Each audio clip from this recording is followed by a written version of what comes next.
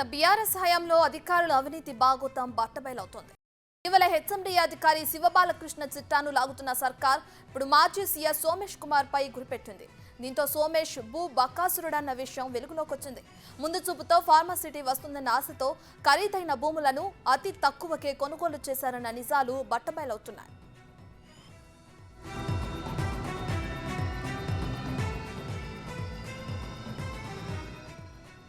అంతేకాదు రైతు బంధు పేరుతో లక్షలు నొక్కేశారు సోమేష్ కుమార్. యాచారంలో కొన్న తన భూములను సాగు చేయగానే ఇప్పటి వరకు 14 లక్షల రూపాయలను తీసుకున్నట్లు రికార్డులు బయటపడుతున్నాయి. రాళ్లు గుట్టలుగా ఉన్న 25 ఎకరాల 19 గుంట భూమికి రైతు బంధు తీసుకున్నారు.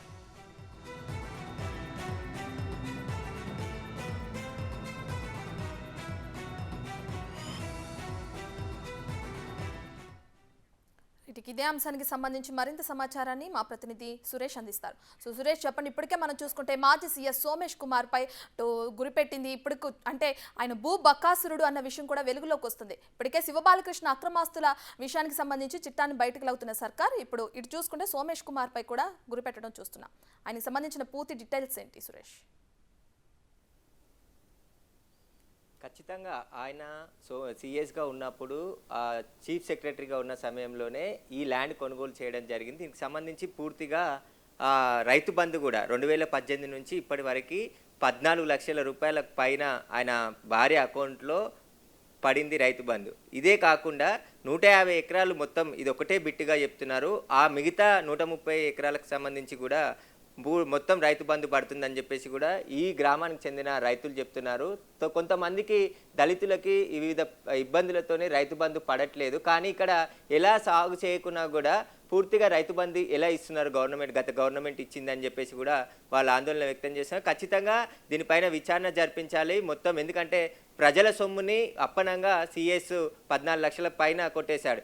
ఎకరం మాత్రం 2.5 లక్షలకు కొన్న సీఎస్ ఇప్పుడు దీనికి సంబంధించి 14 లక్షల పైనే రైతు బంధు వచ్చిందంటే ఆయన కొన్న దాంట్లో సగానికి పైగా మళ్ళీ రిటర్న్ తీసుకున్నట్టే కనపడుతుంది. దీనిపై ఇక్కడ రైతులు ఉన్నారు, ఒకసారి మాట్లాడదాం. వారికి కూడా రైతు బంధు పడట్లేదు అని చెప్పేసి కూడా చెప్తున్నారు.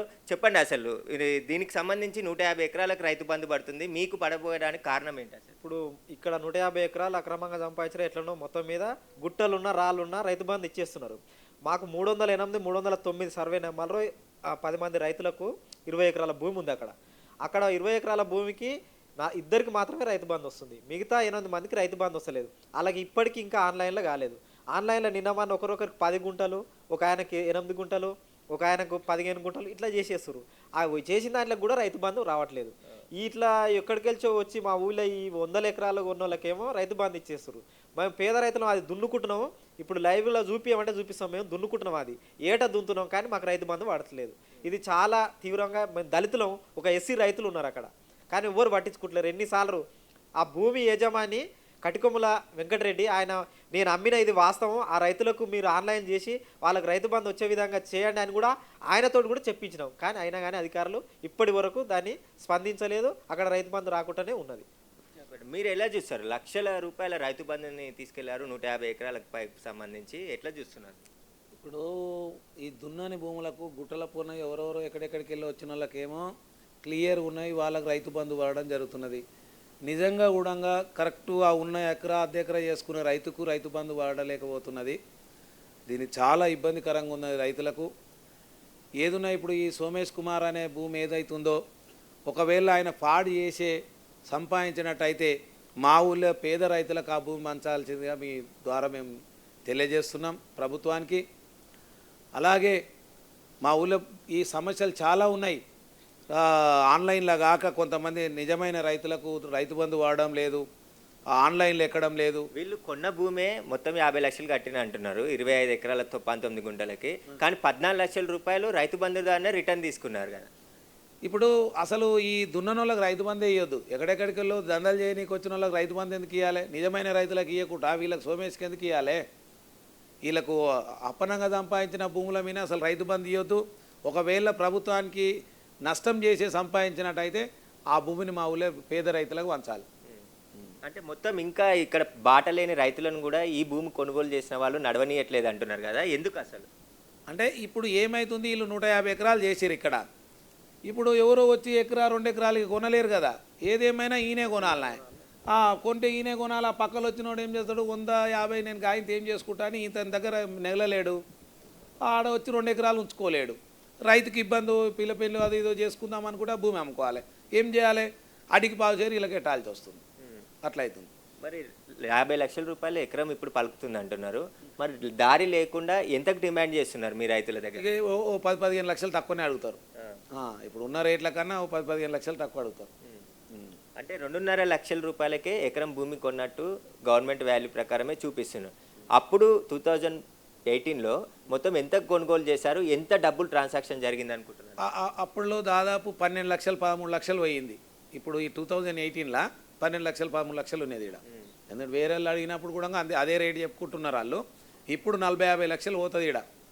అప్పుడు 13 లక్షలు ఉండే 2018. అంటే ఈ డబ్బులన్నీ ఎట్లా ట్రాన్సాక్షన్ జరిగి ఉంటాయి? బ్యాంకు ద్వారానా లేదంటే బ్లాక్ మనీ ద్వారానే ఇచ్చింటారా రైతులకి? క్యాషే ఇచ్చారు. క్యాషే అంటే ఇప్పుడు ఈ సోమేష్ వచ్చి కొనలే రైతుల దగ్గర. 2006లో ఈయన ఫస్ట్ గూడూరు వేణు అని కొన్నాడు. ఆయన 60,000కి ఎకరా కొన్నాడు ఫస్ట్. ఆయన దగ్గరికి వెళ్ళి ఆంధ్ర ఒక ఆయన రమేష్ బాబు అని కొన్నాడు. ఇప్పుడు మూర్తి అని చెప్పి చెప్తున్నారు చాలా మంది. ఆ మూర్తి ఎవరు, ఎందుకు ఇక్కడ భూమి కొనుగోలు చేశాడు అసలు? దాసరి రామ్మూర్తి వచ్చి కొన్నాడు. ఇక్కడ జనాలకు అందరికి తెలిసింది, రైతులకు అందరికి తెలిసింది దాసరి రామ్మూర్తి కొంటుండనే తెలుసు. కానీ ఈ సోమేష్ కొన్నాడు అనేది ఎవరు ఇప్పుడు మీరు నిన్న మొన్న మీడియా అన్నాకనే మాకు తెలిసింది. సోమేష్ కొన్నదన్న విషయం కూడా మాకు తెలియదు. లాస్ట్ 3-4 ట్రాన్స్ఫర్ అయ్యారు, మారిపోయారు, ఒకరొకరు మారిరు. వేణు మారిండు, ఈయన రమేష్ బాబు మారిండు, రమేష్ బాబు తర్వాత రామ్మూర్తి వచ్చిండు, రామ్మూర్తి తర్వాత ఇప్పుడు సోమేష్ వచ్చిండు. మరి సోమేష్కి సంబంధించిందే ఈ 150 ఎకరాలు అనుకుంటారా? అసలు ఏం చెప్తున్నారు వాళ్ళు కొనుగోలు చేసిన వాళ్ళంతా? ఇంకా ఫస్ట్ ఈయన రామ్మూర్తికి ఫస్ట్ మాకున్న కాడికి అందరు డ్రైవర్ అయ్యుకుంటూ వస్తారు. కానీ ఎవరెవరి పేరు మీద మారుస్తారు ఈయనదే అనుకుంటున్నాం. ఇప్పుడు సోమేష్ కంటే 25 ఎకరాలు ఉందంటారు. కానీ మిగతాది అందరికీ ఇక బినామీ పేర్లతో ఉన్నట్టుంది. ఆయనదేనా కాదా తెలియదు మనకైతే. మాకు ఇక్కడ అయితే అందరు తెలిసి ఇప్పుడు రామ్మూర్తిది అనేది తెలుసు అంతే, దాసరి రామ్మూర్తిది. అంటే ఇక్కడ గత ప్రభుత్వంలో సర్వే చేసిరు, ఫ్రూట్ ప్రాసెసింగ్ పెడతామని చెప్పేసి చెప్తున్నారు కొంతమంది రైతులు.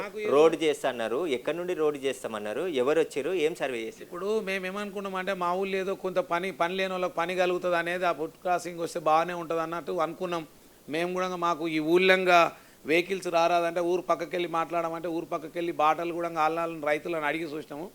మళ్ళీ క్యాన్సిల్ అయిందని ఇక ఆర్డీఓకి అనగానే మళ్ళీ మేము వదిలేసి ఊకున్నాం. ఇక వాళ్ళు సపడాకుంటున్నాం. అంటే ఎక్కడ ఈ నుంచి రోడ్ మీదకి పోవాలంటే ఎంత దూరం ఉంటుంది? ఎంత రోడ్డు అడిగారు వీళ్ళు? అంటే దాదాపు 1 కిలోమీటరు పక్కపెళ్ళి రావాల్సి వస్తుంది. ఊళ్ళంగా రాకుండా 1 కిలోమీటర్ రావాల్సి వస్తుంది. ఏమంటారు మరి అధికారులు? ఇంత పెద్ద ఎత్తున భూమికి అంతా కూడా కొనుగోలు చేస్తున్నారు. అసలు ఏం పెడతాం అనుకున్నారు? ఇక్కడే ఫార్మా సిటీ వస్తుందని చెప్పారు. ఆ ఫార్మా కోసమే భూమి కొనుగోలు చేశారా లేదంటే ముందస్తు సమాచారం? ఫార్మా కన్నా ముందే ఉంది ఈ భూమి. ఇది 2006కి వెళ్ళి నడుస్తున్నది ఈ భూమి. కొనుక్కుంటా ఇక వాళ్ళు డబ్బులు ఉన్న వాళ్ళు కొంటా వరకు కొద్దిగా అమ్ముకున్న వాళ్ళు అమ్ముతా ఉంటే ఎక్కువ అవుతా ఉన్నది భూమి. ఎక్కువ అయింది. 150 అయింది. ఫస్ట్ 100 ఉన్నది, 70 ఉన్నది, 60 ఇట్లా పెరుకుంటూ వస్తుంది. ఇప్పుడు 180 దాకా అయింది. ఇక్కడ ఎవరెవరికి ఉన్నదో మాత్రం తెలియదు. ఒకవేళ సోమేష్ మాత్రం అవినీతి డబ్బులతోటి కొన్నట్టయితే మా ఊళ్ళో నిరుపేదలకు భూమి లేని వాళ్ళకు పంచాలి. మీ ద్వారా మీకు తెలియజేస్తుంది. అయితే ఇక్కడ భూమి లేకున్న వారికి 2-3 ఎకరాలు ఉన్న వారందరికీ కూడా రానివ్వట్లేదు అని చెప్తున్నారు కదా. ఎంతమంది ఉన్నారు అట్లా రైతులు? ఇక్కడ 4 రైతులు ఉన్నారు మధ్యలో. అటు నుంచి అయినా పట్టా భూములు ఉన్నాయి, ఇటు నుంచి అయినా పట్టా భూములు ఉన్నాయి. ఇందులోకి రావాలంటే పట్టాలకెళ్ళే రావాలి. సో ఇక రైతులు కొంతమంది ఏం చేశారంటే ఇంకా వాళ్ళని భూమి బాటా కొనలేక, ధైర్యం చేయలేక వీళ్ళకే అమ్మేసుకొని వెళ్ళిపోయారు. ఎందుకు మరి వాళ్ళు బాట అడిగితే ఇవ్వలేదా ఇన్ని ఎకరాల ల్యాండ్లో? ఇప్పుడు నాకు అగ్గ వస్తుందంటే నేను ముంగల బాట ఎట్లా ఇస్తానని చెప్పండి. తక్కువ రేట్ వచ్చినప్పుడు ఎవరికైనా అదే ప్రాసెస్ ఉంటుంది. నేనైనా సరే అతను కొన్న పర్సన్ ఎవరైనా సరే ముంగల ఇంకా ఉన్నాడైతే ఓ 10 లక్షలు తక్కువ వస్తుందంటే వానికి బెనిఫిట్ వేరుంది కాబట్టి ఎవరి బాట ఇవ్వరు. సో ఆ విధంగా వాళ్ళంతా అయితే ఎవరు చేయలేదు. కొంటారా అమ్ముతారా అమ్మరాని ఎవరు చేయలేదు. ఏంటంటే వాళ్ళకి రైతులకు అసలు మొత్తం అంటే ఇంకా రైతులని భూమి అడిగినట్టు చెప్తున్నారు. ఇంకా ఎన్ని ఎకరాలు కొందాం అనుకున్నారు? ఇక్కడ ఎంతమందిని రైతులను అడిగారు అసలు? ఇక్కడైతే ఒక 5-6 రైతులు ఉన్నారు కానీ ఆల్రెడీ అమ్మేసేసుకున్నారు. మొత్తం వాళ్ళకి అయిపోయింది. ఇక్కడ ఇంకా 4-5 ఎకరాల వరకు ఉంటుంది అంతేగాని ఇక్కడ అటు నుంచి అయితే మళ్ళీ అవతలకి అయితే మళ్ళీ అవతల ఇంకో రోడ్ వచ్చేస్తుంది. అక్కడ వేరే వాళ్ళు ఉన్నారు. అక్కడ ఇక వీళ్ళకి అక్కడ ఛాన్స్ లేదు. కొనుక్కుంటే మళ్ళీ ఆ రోడ్కి కొనుక్కోవచ్చు, వాళ్ళ ఇష్టం. అది ఇప్పుడు 60 ఫీట్ల రోడ్డు తీద్దాం అనుకుంటారు. ఇక్కడ నుండే తీద్దాం అనుకున్నారు స్ట్రైట్ రోడ్? స్ట్రైట్ రోడ్ ఇక్కడ నుండి 1 కిలోమీటర్ వెళ్తే ఇక్కడికి వెళ్ళి నాగిళ్ళ కొత్తపల్లి రోడ్కి వచ్చేస్తుంది. అక్కడికి వెళ్ళి బేరం జరుగుతూ ఉంది. అది ప్రాసెస్లో ఉంది. అది ధర బట్టి కొంటారు, లేకపోతే లేదు. ఇప్పుడు మీరు రైతు బంధు పడట్లేదు అంటున్నారు. రైతు బంధుకు సంబంధించి అగ్రికల్చర్ ఆఫీసర్లకు కానీ ఈ వాళ్ళ దృష్టికి తీసుకెళ్లారా మీరు? మాకు ఆన్లైన్ కాలేదు కదా. ఇప్పుడు మన ధరణి వచ్చినాక ఈ తెలంగాణ ప్రభుత్వం కొత్త బుక్కులు వస్తేనే మనకు ఆన్లైన్ కాదు. ఇప్పుడు ఫస్ట్ యజమాని ఎవరైతే అమ్మిర్రో అతని పేరే వస్తుంది. అతని పేరే వాళ్ళ అన్నదమ్ములది వాళ్ళ పేరు వస్తుంది. ఆయన వచ్చి కూడా వీళ్ళకి ఎక్కిరి మీరు ఆన్లైన్ చేయరి ఆ రైతులకు మేము అమ్మేసినాం, ఇది అనవసరంగా మా పేర్ల మీద వస్తుంది, వాళ్ళ పేర్ల మీద యాడ్ చేస్తే తెలంగాణ ప్రభుత్వం వచ్చినాక ఈ ధరను వచ్చినాక ఆన్లైన్ చేయమంటే అసలు ఆ ప్రభుత్వం ఉన్నప్పుడు ఇప్పటి వరకు కూడా ఇంకా అయితలేదు. అది ప్రాసెస్లోనే ఉంది. ధరణిలో అనేక సమస్యల వల్లనే మీ భూమి కాలేదు. ధరణి సమస్యనే. ఇప్పుడు 150 ఎకరాల దానికేమో ధరణి సమస్య ఉండదు. ఖాళీ రైతులు ఎస్సీ ఒక రైతులు దళిత కుటుంబాలు వేసుకున్న 20 ఎకరాలకు ధరణి సమస్య వస్తుంది. ఇది చేస్తున్న అధికారులు చేస్తున్న పొరపాటు. నాకు చాలా 60 12 గుంటల భూమి ఉందండి నా పేరు పైన.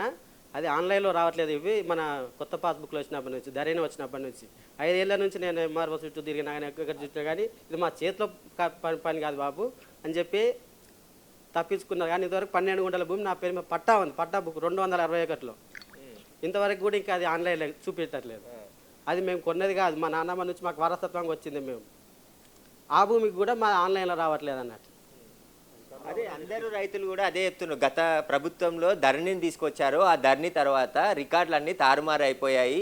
ఇక్కడ ప్రైవేట్ వ్యక్తులు వచ్చి కొనుగోలు చేస్తేనేమో వాళ్ళకి ధరణిలో పాస్బుక్లు ఇచ్చేసి రైతు బంధు వేస్తున్నారు. ఇక్కడే పుట్టి ఇక్కడే వారసత్వంగా వచ్చినటువంటి తమ భూములకి ధరణిలో ఇంకా ఆన్లైన్ చేయకపోవడం ఏంటి అని చెప్పేసి కూడా రైతులు ఆవేదన వ్యక్తం చేస్తున్నారు. దీనిపైన పూర్తి విచారణ జరపాలి. ఎందుకంటే ప్రజల సొమ్మును రైతు బంధు ద్వారా కూడా కొల్లగొట్టారు కాబట్టి ఇక్కడ ఉన్న రైతుల దగ్గర కూడా భూములు కొనుగోలు చేసి పక్కనున్న రైతులని వెళ్ళనీయకుండా చుట్టూ ఫెన్సింగ్ వేసేసి వాళ్ళని కూడా భూములు అమ్మే విధంగా ప్రయత్నాలు చేశారు. ఇంకా 100 ఎకరాలు కూడా ఇక్కడ కొందామని చూశారు. కానీ ఈ ఊరికి సంబంధించిన రైతులు ఎవరు కూడా మేము అమ్మము, మేము వ్యవసాయం చేసుకుంటున్నాం, వ్యవసాయంతోనే బతుకుతున్నాం కాబట్టి మేము ఎవరు అమ్మము అని చెప్పడంతోనే ఆగిపోయిందని చెప్పేసి కూడా చెప్తున్నారు. ఇక్కడ నుంచి 1 కిలోమీటర్ వరకు 60 ఫీట్ల రోడ్డు వేయాలని కూడా ప్రతిపాదన తీసుకొచ్చి సర్వే కూడా చేసినట్టు చెప్తున్నారు. రైట్. అయితే తెలంగాణలోనే కాకుండా అటు బీహార్లో కూడా సోమేష్కి భారీగా అక్రమాస్తులు ఉన్నాయి అన్న విషయం కూడా వెలుగులోకి వస్తుంది. దీనికి సంబంధించి కూడా అటు ఏసీబీ అధికారులు కూడా ఆరా తీస్తున్నట్లు తెలుస్తుంది. మరి దీనికి సంబంధించిన డీటెయిల్స్ ఏంటి? ఖచ్చితంగా శివబాలకృష్ణ రేరా సెక్రటరీగా పనిచేస్తున్నాడు కాబట్టి ఆయనకి సోమేష్ కుమార్కి ఉన్న పరిచయాలు, సోమేష్కి సంబంధించి ఎందుకంటే ఆయన రెవెన్యూ చీఫ్ సెక్రటరీగా పనిచేశాడు కాబట్టి సోమేష్ బాలకృష్ణ కూడా హెచ్ఎండిఏ పరిధిలో అదేవిధంగా మున్సిపల్ అడ్మినిస్ట్రేషన్లో కూడా పనిచేశాడు. హెచ్ఎండిఏ పరిధిలో ఉన్న ల్యాండ్ రెవెన్యూ అంతా కూడా సోమేష్ కుమార్కి చెప్పినట్టే అంతా నడుస్తుంది కాబట్టి వీరిద్దరి మధ్య ట్రాన్సాక్షన్ ఏం జరిగింది, అసలు బాలకృష్ణకి సోమేష్కి మధ్య సంబంధం ఏంటి, అవన్నిటిపైన కూడా ఏసీబీ ఫోకస్ పెట్టింది. ఎందుకంటే ఆయన హెచ్ఎండిఏ పరిధిలో చాలా రెవెన్యూ సమస్యలు ఉన్నాయి. ఆ రెవెన్యూ సమస్యలను సాకుగా చేసుకొని చాలా అక్రమాలకి సంబంధించి అక్రమాస్తులు సంపాదించినట్టు ఏసీబీ అధికారులు గుర్తించడం జరిగింది కాబట్టి అందులో భాగంగానే ఇక్కడ ఈ 150 ఎకరాలు బినామీ పేరు మీద కొనుగోలు ఏమైనా చేశారా అనేది కూడా పూర్తి దర్యాప్తు చేయాలని చెప్పేసి కూడా సామాజిక వేత్తలు చెప్తున్నారు. దీనికి సంబంధించి ఈ రెవెన్యూ పరిధిలో ఈ గ్రామకు సంబంధించిన రెవెన్యూ పరిధిలోనే 150 ఎకరాలు కానీ ఇంకా ఎక్కడెక్కడ ఉన్నాయి, బినామీల పేర్లపైన ఎన్ని ఆస్తులు ఉన్నాయి, వీటన్నిటిపైన కూడా విచారణ జరిపించాలి. సోమేష్ కుమార్ బీహార్లో కూడా పెద్ద పెద్ద షాపింగ్ మాల్స్ కూడా నిర్మించి అక్కడ కోట్లలో అద్దెలు వస్తున్నాయని చెప్పేసి కూడా ఆరోపణలు ఉన్నాయి కాబట్టి వీటన్నిటిపైన కూడా విచారణ జరపాలి. ఈ 150 ఎకరాలకు సంబంధించిన ల్యాండ్ను కూడా ఇక్కడ ఈ ఊర్లో ఉన్న పేదలు రైతులు భూమి లేని రైతులకి పంచాలని చెప్పేసి ఇక్కడ ఉన్న రైతులు డిమాండ్ చేస్తున్నారు. ఖచ్చితంగా దీనిపైన పూర్తి విచారణ ప్రభుత్వం జరిపించాలి. ధరణిలో చాలా సమస్యలు ఉన్నాయి. ఆ ధరణికి సంబంధించి మా ఊర్లోనే 10ల సంఖ్యలో రైతులు ఉన్నారు. ఇప్పటికీ ఆన్లైన్లో తమ భూమి ఎక్కడం లేదు, దానికి సంబంధించి రైతు బంధు రావడం లేదు. కానీ ఇక్కడ ఎలాంటి మనం ఒకసారి చూడొచ్చు, చుట్టూ కొండలు రాళ్ళు అడవిలాగా ఉన్న ఈ 150 ఎకరాలకి రైతు బంధు వేశారు. మాకు వ్యవసాయం చేసి దున్ని మేము కష్టపడి అప్పు చేసి వ్యవసాయం చేస్తున్న రైతులకు ఎందుకు రైతు బంధు ఇవ్వట్లేదు అని చెప్పేసి కూడా వాళ్ళు ఆవేదన వ్యక్తం చేస్తున్నారు. ఖచ్చితంగా ఇప్పటికైనా కాంగ్రెస్ ప్రభుత్వం ఈ సమస్యలను గుర్తించి మాకు న్యాయం చేయాలని చెప్పేసి కూడా ఇక్కడ ఉన్న రైతులు చెప్తున్నారు. దీనిపైన కూడా ఎందుకంటే 150 ఎకరాలకి సాగు చేయని భూమికి కొండలు రాళ్ళు ఉన్న ఈ భూమికి లక్షల్లో రైతు బంధు ప్రజల సొమ్ము తీసుకున్నారు కాబట్టి ఈ రైతు బంధుని అంతా కూడా తిరిగి రికవరీ చేయాలని చెప్పేసి కూడా ఇక్కడున్న రైతులు గ్రామస్తులు డిమాండ్ చేస్తున్నారు. రైట్ సురేష్, మీరు చెప్పినట్లే అక్కడ చూసుకుంటే రాళ్ళు గుట్టలుగా ఉన్న అక్కడున్న స్థలంలో కూడా రైతు బంధు విడుదలైందంటే దీన్ని ఎలా చూడొచ్చు అంటారు? అప్పుడున్న అధికారుల కనుసన్నల్లోనే ఇదంతా జరిగిందంటారా? ఖచ్చితంగా అసలు రైతు అనేవారికి రైతు బంధు కావాలి. ఆ స్కీమ్ ఉద్దేశమే అది. ఎందుకంటే రైతుకు పెట్టుబడిగా రైతు బంధు ఇస్తున్నామని చెప్పి గత ప్రభుత్వం చెప్పింది. కానీ ఇక్కడ ఎలాంటి సాగు చేయకుండా ఎట్లా రైతు బంధు ఇచ్చారు, ఎట్లా ఎంక్వైరీ చేయకుండా, అంటే తెలంగాణలో ధరణిలా ఎక్కిన పాస్బుక్లు అన్నిటికి కూడా రైతు బంధు పడింది అని చెప్పేసి కూడా చెప్తున్నారు. ఇట్లానే వందల వేల ఎకరాలకి రైతు బంధు పడింది. వాళ్ళు హైదరాబాద్లో ల్యాండ్స్ కొని హైదరాబాద్లో ఉంటున్న వ్యాపారం బిజినెస్లు చేసేవారికి మళ్ళీ లక్షలు దోచిపెట్టిరని చెప్పేసి కూడా గత ప్రభుత్వం అని చెప్పి ఇక్కడ ఉన్న రైతులు చెప్తున్నారు. దీనికి ఇక్కడ ఉన్న 150 ఎకరాలే సాక్ష్యం అని చెప్పేసి కూడా ఇక్కడ ఉన్న రైతులు చెప్తున్నారు. ఖచ్చితంగా దీనికి సంబంధించి పూర్తి దర్యాప్తు చేయాలి. ఆ ధరణిని తీసుకొచ్చిందే ఇలా డబ్బులు కొల్లగొట్టడానికి, ప్రజల సొమ్ముని ఈజీగా తమ అకౌంట్ల ద్వారా, అంతా కూడా బ్యాంకు ద్వారా రైతు బంధు పడుతుంది కాబట్టి లక్షల రూపాయలు వాళ్ళ అకౌంట్లోకి వెళ్ళిపోయాయి. అవన్నిటిని కూడా వైట్ మనీ లాగా ఖర్చు పెట్టుకున్నారు. కాబట్టి ఈ రైతు బంధు పైన కూడా పెద్ద ఎత్తున స్కామ్ జరిగింది. ఈ ధరణిని అందుకోసమే తీసుకొచ్చారు. ఈ ధరణి పైన పూర్తి దర్యాప్తు చేయాలి. అసలు ఆ రైతు బంధు ఇంతమందికి, అంటే సాగు చేయని వారికి ఎంతమందికి పడింది ఇప్పటివరకు, మొత్తం వారందరి లిస్టు కూడా బయటికి తీయాల్సిన అవసరం ఉంది. ఎందుకంటే లక్షలు రైతు బంధు తీసుకున్న వారి పైన చాలామంది ఉన్నారు కాబట్టి వీటికి పూర్తి దర్యాప్తు చేసి ఆ డబ్బులన్నీ కూడా రికవరీ చేయాలి. ఎందుకంటే సాగు చేయని వారు రైతు ఎట్లా అవుతారు? ఇదంతా కూడా రియల్ ఎస్టేట్ వ్యాపారంలో 150 ఎకరాలు కొనుగోలు చేశారు, కోట్ల రూపాయలు చేతులు మారాయి. అయినప్పటికీ కూడా వీళ్ళకి రైతు బంధు ఇచ్చారు. ఎట్లా రైతు బంధు ఇచ్చారని చెప్పేసి కూడా ఈ గ్రామంలో ఉన్న రైతులు డిమాండ్ చేస్తున్నారు. ఖచ్చితంగా దీనిపైన పూర్తి దర్యాప్తు చేయాలి. రియల్ ఎస్టేట్ బ్రోకర్లే ఈ ల్యాండ్ను అంతా కూడా కొనుగోలు చేశారు. ఆ చేతులు డబ్బులు కూడా మారాయి. అంతా కూడా క్యాష్ రూపంలోనే రైతులకు డబ్బులు ఇచ్చారని చెప్పేసి కూడా ఇక్కడ ఉన్న రైతులు చెప్తున్నారు. ఏదైతే డాక్యుమెంట్ వాల్యూ, గవర్నమెంట్ వాల్యూ ఉందో దాన్ని మాత్రం బ్యాంకు ద్వారా ఇచ్చి మిగతాదంతా కూడా బ్లాక్ మనీ రూపంలో అందరికీ రైతులకి డబ్బులు ఇచ్చారని చెప్తున్నారు. దాదాపు చాలామంది రైతుల దగ్గర వీళ్ళు భూములు కొనుగోలు చేశారు. 5 ఎకరాలు 10 ఎకరాలు అట్లా మొత్తం 150 ఎకరాలు ఒకే చోట సేకరించారు. ఈ 150 ఎకరాలకు సంబంధించిన డబ్బులన్నీ కూడా క్యాష్ రూపంలోనే అందించారు. కాబట్టి దీనిపైన పూర్తి విచారణ జరిపించాలి. ఆ క్యాష్ అంతా ఎక్కడి నుండి వచ్చింది, గవర్నమెంట్కి ఎంత కట్టారు స్టాంప్ డ్యూటీ, ఇవన్నిటిపైన కూడా విచారణ జరిపించాల్సిన అవసరం ఉంది.